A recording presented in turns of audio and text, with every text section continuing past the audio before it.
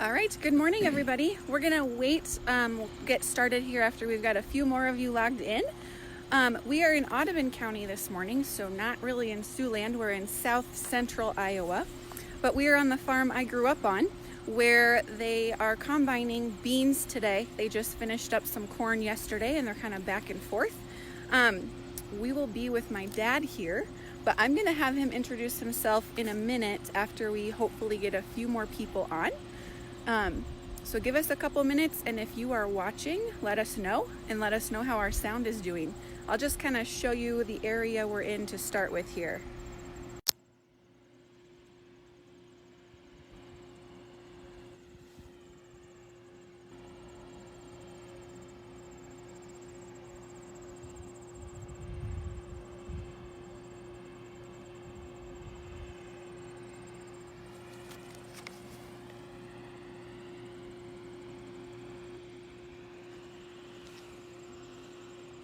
We've got one, but we'll wait a little bit here.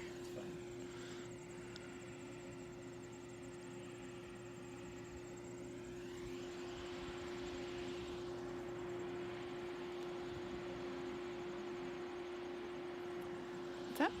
You're okay.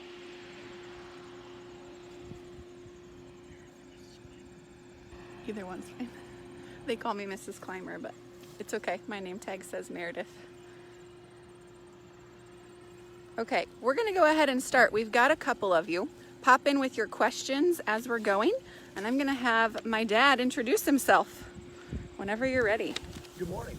I'm Tom Chambers. I am indeed Meredith's dad. Her mother and I have been living on this farm for 40 years. Her mom couldn't be out here right now. She's kind of tied up right now. Literally, she's in a wheelchair with 2 broken legs, but that's healed. She's healing well, which she's doing fine. I'm sure she's watching. Yeah.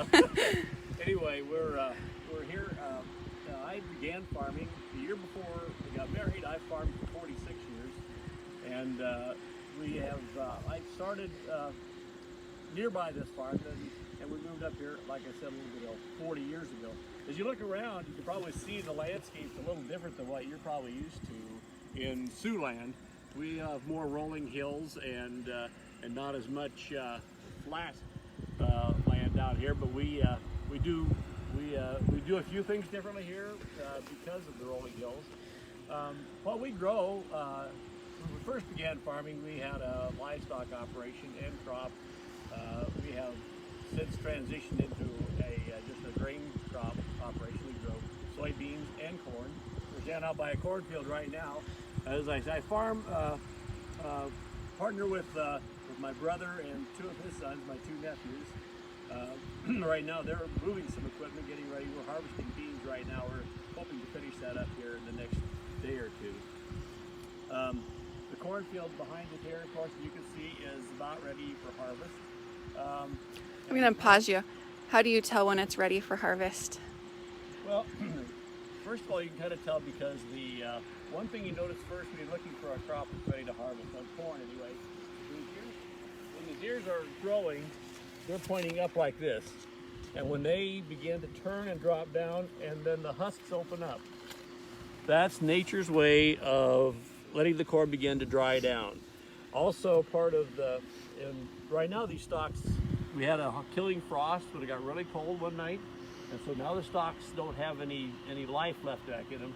Well, when there's still life in them, well, these stalks actually help take the moisture back out of the grain and put it back down to help the grain dry out. That's a natural process that's been developed in the crop through different selective techniques. Anyway, when the ears begin to drop down, and then eventually, you'll see that grain become hard enough that there'll be it's hard to see here now, but there's a little layer in here that's called the black layer. And when that black layer is developed, then we can begin to look at harvest. We want the moisture of the corn. We test it for moisture. When the moisture gets to a certain point, typically in our operation below 24%, then we begin to harvest. Very good. Of course, corn crop is planted in the spring, typically in April and May. You probably already learned a little bit about that. after we put fertilizer on the ground. And then the corn, on our farm, we put corn where soybeans grew the previous year. That helps the land, helps the rotation of the crop. Rotations when you have one crop one year and another crop the following year. So do you have more of one than the other each year, or do you have pretty equal corn and soybeans? We're pretty close to equal. We typically have a little bit more corn just for reasons of getting things evened up in bin wise and that type of things. Occasionally we'll have more corn, but for the most part it's a 50-50 rotation. Feel free to pop in, just type your questions as you have them. Otherwise, we will kind of just talk about the harvest process here, but we love your questions, so pop in. Can you tell us, what does each season look like for you? So we're in the middle of harvest, but you mentioned planting in the spring. So next is winter. What's going to be going on in the winter? Okay, winter time in our operation, we don't really have livestock to take care of, but what we do in the wintertime is the bins full of grain have to be delivered to an elevator, whether it's bins full of soybeans or bins full of corn. So typically in the wintertime, any day when the roads are fit, we are hauling grain to either a local cooperative, and most of the corn goes to our ethanol plant. The soybeans go to a soybean processing plant where they are developed into other products for people to use. So in the wintertime also, we do our plans for the coming year. We're reviewing soil samples. We sample the soil, we draw up plans. They actually draw plans for our soil just like a doctor would draw a prescription for a patient. And we have people who draw those prescriptions, we call them prescriptions, for the soil, and we make plans for the fertilizer and the seed and what kind of seed we're going to buy and plant, and then get our timing down for that. Also, our equipment has to be updated and worked on. We spend a great deal of time in our shop in the wintertime rebuilding all of our planting and harvesting equipment. A lot of my students don't know this, but I worked in a soil sample lab before I was a teacher. Can you explain though, when you take a sample, what are they looking for? And what kind, when you say prescription, what kinds of things are you putting on your fields? Yeah, okay. So to begin with, when they come out in the field, they will take they'll take a Ranger just like that one over there, and they have a small machine mounted on it that has looks like a giant, probe. Like a giant pencil. It's a probe. It goes down into the ground. It pulls out a small sample of dirt. That dirt goes into a paper bag. That bag is marked for where that dirt came from. Then it's sent to a lab where they analyze it to see how much lime, how much nitrogen, how much phosphate, all these different chemicals that crops need. Crops are just like people. People need good vitamins and good food. Crops need good food too. So they analyze it to see what does that soil have for that crop and what do we need to add to that crop. We don't want to add any more than we have to because it's wasteful, but we want to have everything that crop needs for the coming year. So then after the sample is tested, then we know what part of the field it came from, and we can put the right amount of, and the prescription I talked about is actually when they decide how much of each fertilizer goes in that spot. Awesome. You mentioned your machinery. What kinds of equipment are you using on a daily basis, or what are you using right now for harvest? Well, for harvest, we're using combines. You've probably seen those as you drive to school and ride to school. Combines are the big one. Ours are green. We're kind of green people. But anyway, there's lots of good machines. They started off red. Yeah, we started red. Red ones are good too. Anyway, we use the combines. Also, we use the wagons that follow along beside the combines, and those catch the grain as the combines get full. And then from there, once the wagon has caught the grain, then it goes to, we have trucks waiting at the edge of the field. We don't take the trucks into the field to go up and down the rows because it's hard on the soil and it's hard on the trucks. So the wagons take the grain to the trucks, and then the trucks bring it to our bins where we put it through our processing where we can dry the grain down to, as I said a little bit ago, we start at a moisture under 25. For it to store, it needs to be at 15. So we need to make that change in the dryness of the grain. Just like your mom and dad put clothes in a clothes dryer, it's a little bit the same way. We put the grain through a dryer. It's not like a clothes dryer, but we put it through a dryer that takes that moisture down. Hello, Boyd and Hull. We see that you've joined us. Now, Demco is up in that area, and they make a lot of gravity wagons. That is something I didn't see before I moved to Siouxland. So can you talk about how your wagons, we don't have one here right now, it's in the field, but can you talk about how your wagons are different than a gravity wagon? Well, yeah, ours are semis like you see on the highways.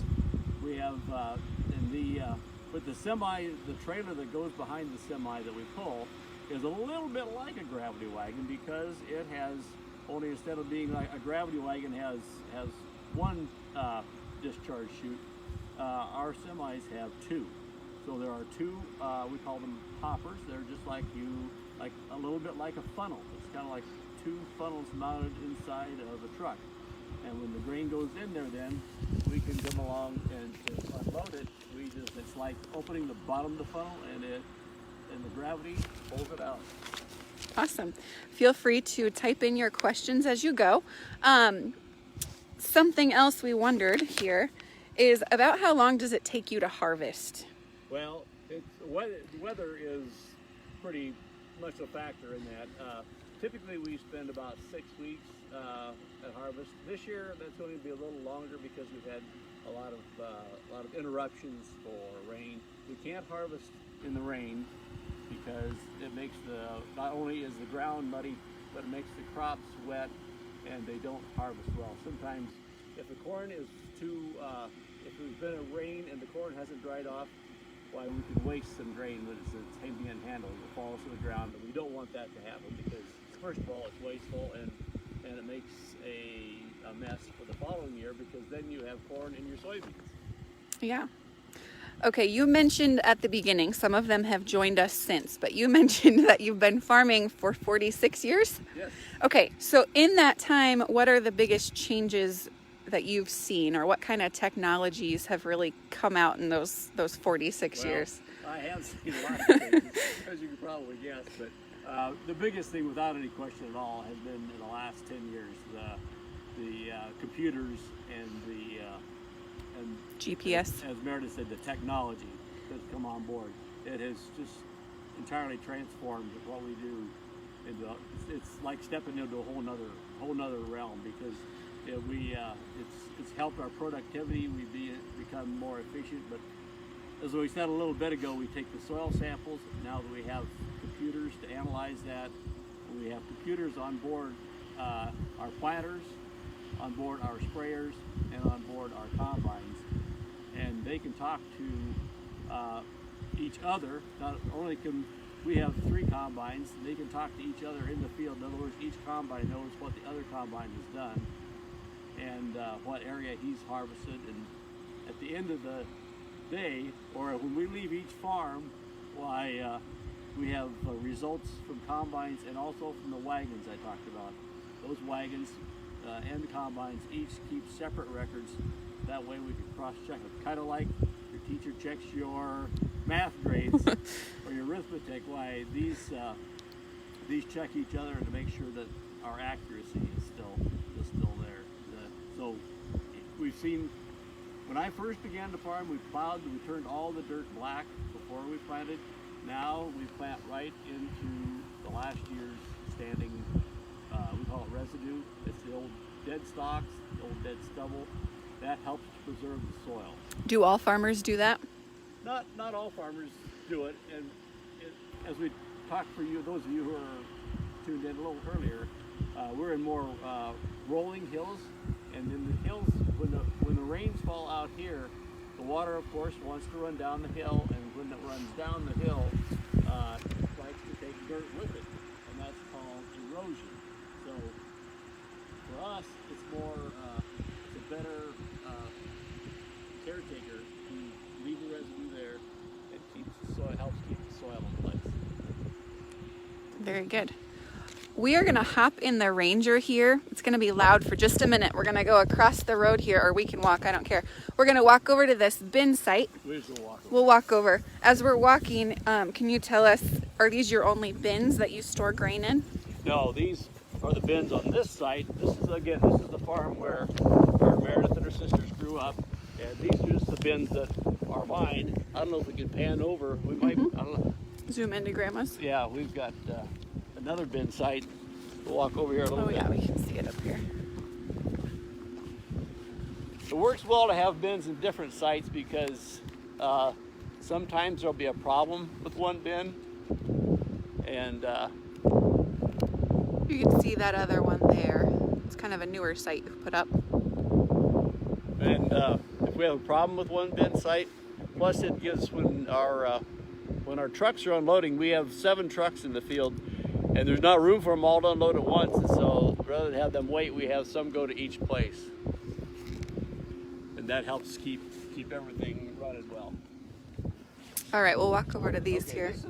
We're going to look over, and we're going to look where we unload the trucks. I wish we had a truck here right now. We don't. I should have. That's grabbed okay. one quick, but we'll come on over here and look where we unload them. Can you talk about that leg quick? What's that Yeah. leg for? That's what carries the grain and puts it into the bins. We'll go over on the other side and we'll see there's a hopper that loads the grain into that. It's called a leg. I'm not just exactly sure, but it's called a leg. And that's a conveyor inside there that goes to the top, and then it's just one continuous belt, just like you see on a Conveyor belt. A conveyor belt. That's exactly what it is. It has cups on it. We can walk over there. And it, I might have one of those cups right here. It's pretty quiet. Your dryer is off today.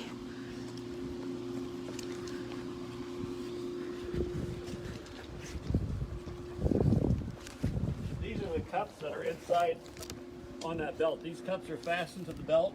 They pick up the grain, and then when it goes over the top, it flips that grain out. That's how the grain is moved out. So there are hundreds of these fastened onto that leg. So where is it being carried from? Okay, I'll show you.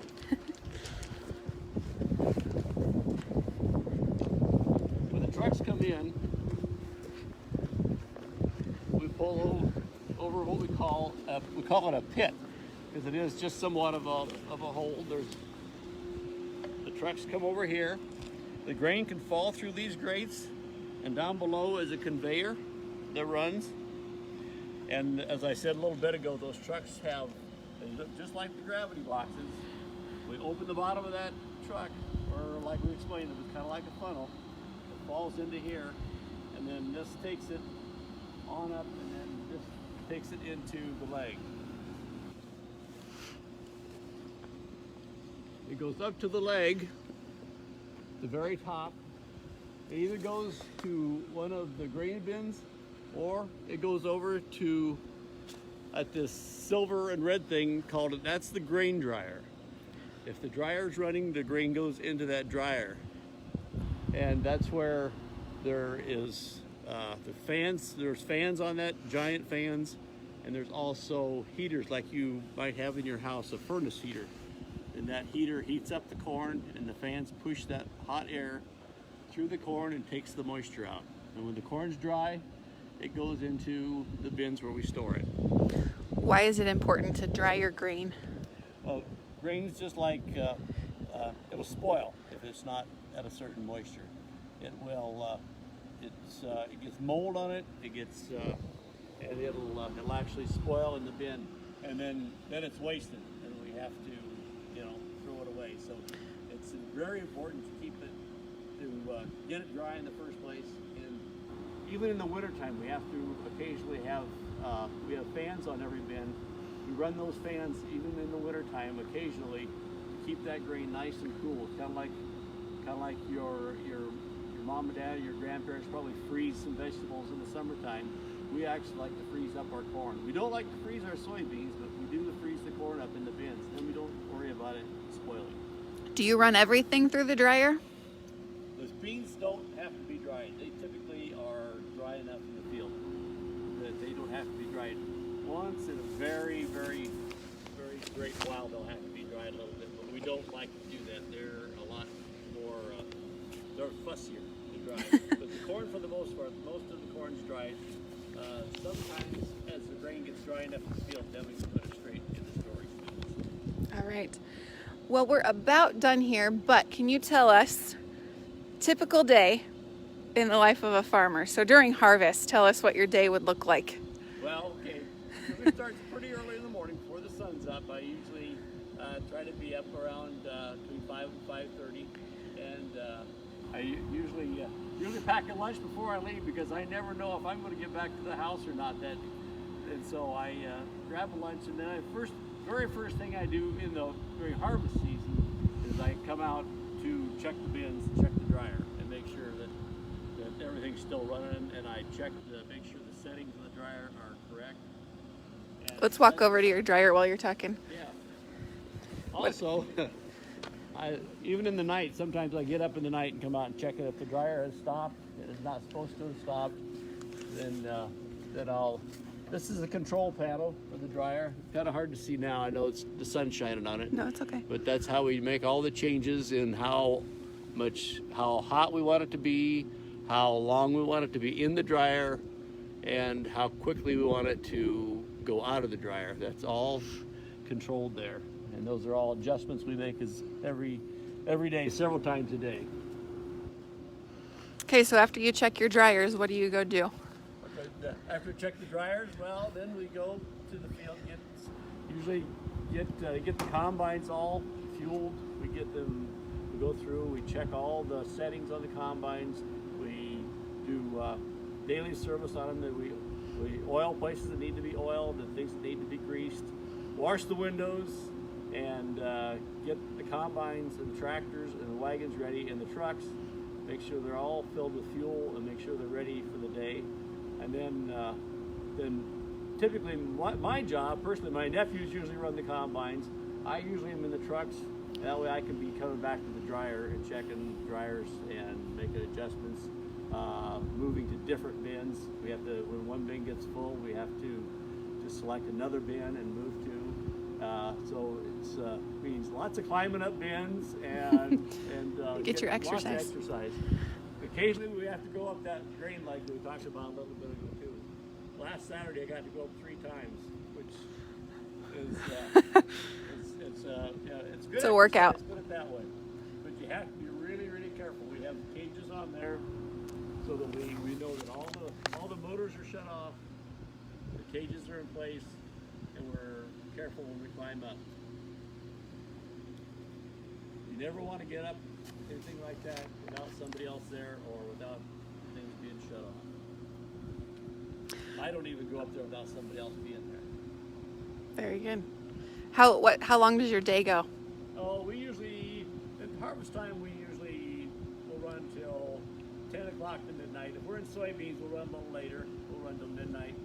In corn harvest, because it's a little more consistent with the weather, why we usually try to start shutting things down around 10 o'clock. Very good. Yeah. So about 6 o'clock in the evening, why Meredith's mom will make suppers for all of our helpers, and she'll bring them to the field, and so they get to have their home cooked meal. Yeah, dinner. Most people would call it dinner. I guess we call it supper. How many people help you most days? Most days we have about 12 to 15 people that come and help us. The people who have part-time jobs and some people who are, semi-retired, they will help us out in the fall. Very good. Well, if anyone has any questions, hop in with them now. Otherwise, we are probably toward the end of our farm chat. I will just kind of pan over here and give you a second if anyone's got any questions.